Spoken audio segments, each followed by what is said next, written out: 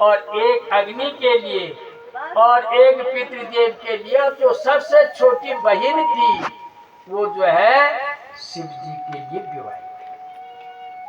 इस प्रकार से सृष्टि प्रक्रिया प्रारंभ। जब इस प्रकार से दक्ष प्रजापति की सबसे छोटी कन्या देवादिदेव महादेव, और वो जो है क्या है, ब्रह्मा की सृष्टि में। और बीज वपन करने वाले कौन है, भगवान देवादिदेव महादेव।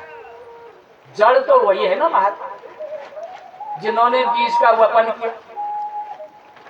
अब देवादिदेव महादेव के साथ जब दक्ष प्रजापति की सबसे छोटी कन्या सती का विवाह हुआ तो कहते हैं कि भाई भवेशीलवतां श्रेष्ठो दक्षो दुहितवत्सलः विद्वेषामकरोत् तस्मादात्मा च सती भवे। कहते भाई शंका पैदा करते हैं। राजा परीक्षित सुखदेव जी से कहते हैं कि हे प्रभु, हे सुखदेव जी, जब दक्ष प्रजापति की सबसे छोटी कन्या और कैलाश निवासी देवादिदेव महादेव के साथ शादी हुई और जिनका वंश नहीं होता वो तो भगवान को हाथ जोड़ते, पर उनका क्यों नहीं चला वंश?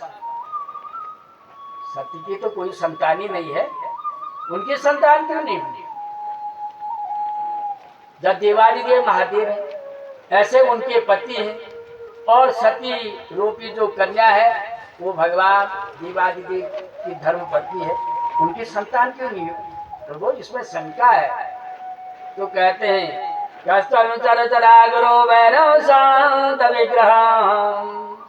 आत्मराम कथा दृष्टि जगतो देवतम। भाई समय बलवान होता है, आदमी बलवान नहीं।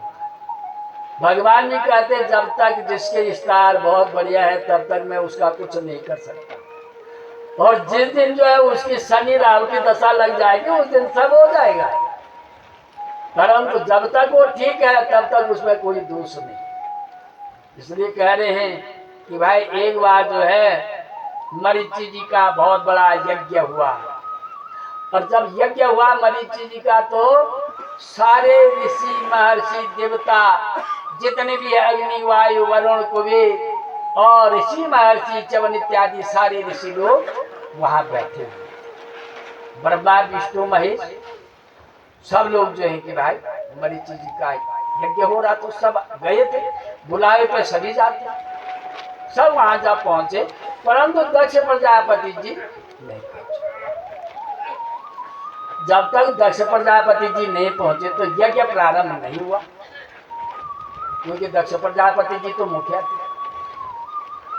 जैसे ही सभा सदस्य सब लोग बैठे हुए थे, ऋषि महर्षि देवता,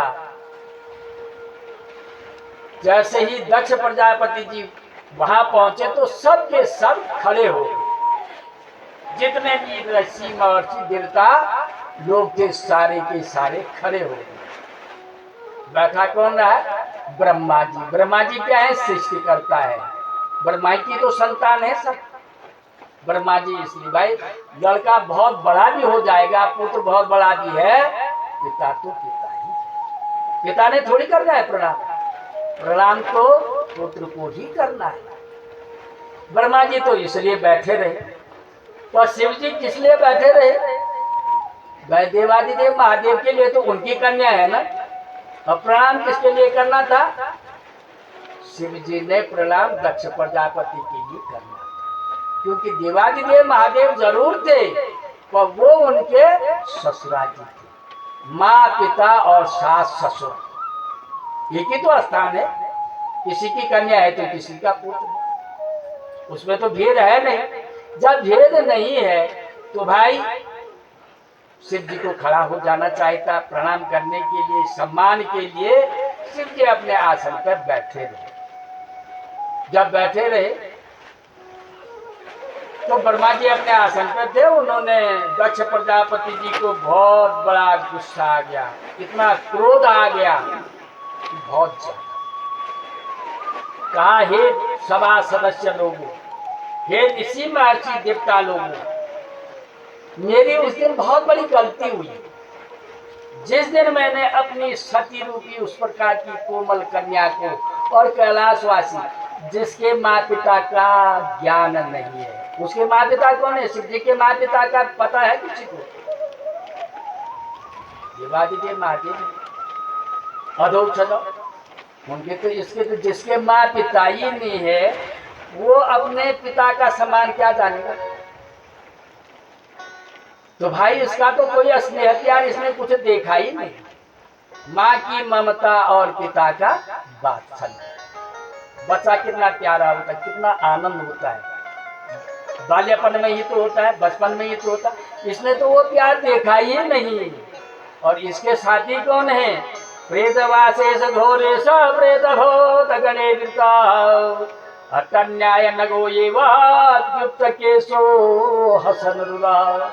अरे इसके साथी कौन है? भूत प्रेत पिशाच, जिसने गले में सांप की माला डाली है, खप्पर रखना है, रात का लेपन करना है। और ऐसे व्यक्ति को मैंने अपनी सुंदर कन्या दी।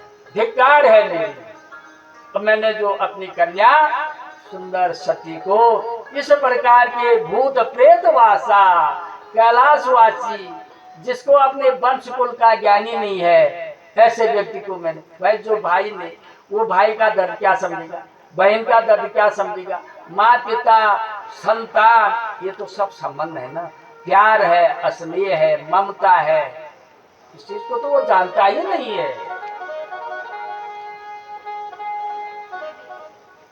तो भाई इस प्रकार से दक्ष प्रजापति जी ऐसी बातें करने बैठ गए इस देवादिदेव महादेव शिव जी के लिए, जो कि कहने लायक ही नहीं है। और इस प्रकार से कह दिया कि जो शिव का अनुयायी होगा वो ढोंगी होगा, भांग पीने वाला होगा, धतूरा खाने वाला होगा और ठगी होगा। विज्ञाय सावगिरी सानुग्रह नंदीश्वर दक्षाय शाव विसर्ज दारुणम बच्चताम। इस प्रकार से जो है दक्ष प्रजापति जी शिव जी की अवहेलना करने लगे। शिव जी ने सोचा भाई मैं यहाँ पे रहूंगा तो विवाद हो जाएगा, इसलिए अच्छा क्या है ग्रामवासी कुलहीन सेवा कुभो जन्म क्रोध मुखी सभाया। भाई उस स्थान को परित्याग कर देना चाहिए जहाँ सम्मान नहीं है। ने जो है शिव जी ने सोचा मैं यहाँ पे रहूंगा तो मरीचि का यज्ञ हो रहा है, विध्वंस हो जाएगा, दूसरे कार्य में विवाद हो जाएगा, इसलिए अच्छा क्या है दक्ष प्रजापति जी ने इतना कह दिया, मैं इनके मुँह लगूंगा तो अच्छी बात नहीं। वो वहां से उठ करके चले। अब जब चले गए तो भाई जब नंदी भी, जब देवादिदेव महादेव चले गए तो उनका सेवक क्या करता, तो नंदी ने उस समय दक्ष प्रजापति को भी श्राप दे दिया। कहा हे दक्ष प्रजापति जी, जिस मुंह से तुमने शिव जी के लिए श्राप दिया आपका मुंह ही नहीं रहेगा, मैं भी आपको श्राप देता हूं। ये पोसा जो तू इस समय श्राप दे, तो ये दांत मटका रहा ना कि ठीक हो रहा है, तेरे भी दांत नहीं रहेगी। ये प्रभु जो तू दाढ़ी हिला रहा ना, तेरी ये दाढ़ी भी नहीं रहेगी और भग की आंखें भी नहीं। इस प्रकार से नंदी जो है दक्ष प्रजापति के अनुयायियों को भी श्राप दे करके वहां से उठ के चले जाते हैं। शिव जी चले गए कैलाश और मरीचि जी के यज्ञ में जहाँ की ब्रह्मा जी थे, जहाँ ऋषि महर्षि थे, दक्ष प्रजापति थे, उन्होंने उस कार्य का संपन्न किया। यज्ञ संपन्न हो, वो भी अपने चले गए और इधर कार्य संपन्न हो। जब कार्य संपन्न हो गया तो दक्ष प्रजापति को ये रहा कि भाई मैंने शिव जी का अपमान करना ही करना है। कह के क्या होगा, दिखा के सब हो गया। तो भाई यहाँ पर एक बात आती है, कहते हैं ये युग कितना है? कलयुग अष्टाविंशतितमे कलयुग है। जब संकल्प में कहते हैं ना 28वां कलयुग है। इतने त्रेता द्वापर सत्ययुग व्यतीत हुए। तो जब त्रेता युग आया था तो त्रेता युग में भगवान आदिदेव जनार्दन रामचंद्र जी का रूप धारण करके और सीता को ढूंढ रहे थे। कह रहे थे कि रे रे वृक्षा पर्वतस्था गिरि गहन लता, हे वृक्षों हे पर्वतों, तुमने कहीं मेरी जानकी भी देखी है? इस प्रकार से रामचंद्र जी विलाप कर रहे थे, जानकी जी को ढूंढ रहे थे। उसी समय जो है सती जी और शिव जी जो है कैलाश जा रहे थे। शिव जी ने कहा कि हे प्रभु कैसी महिमा है आप, क्या माया रच रहे हैं आप त्रैलोक्यनाथ। और इस प्रकार से आप क्या करें, मनुष्य देह धारण करके लीलाएं दिखा रहे। सती जी ने कहा हे प्रभु आप हाथ किससे जोड़े? कहा सती जी नारायण की बड़ी महिमा है, भगवान आदिदेव जनार्दन ये क्या लीला दिखा रहे हैं। भगवान जो है स्वयं इस जंगल में विराजमान है। उन्होंने कहा क्या भगवान यहाँ जंगल में विराजमान?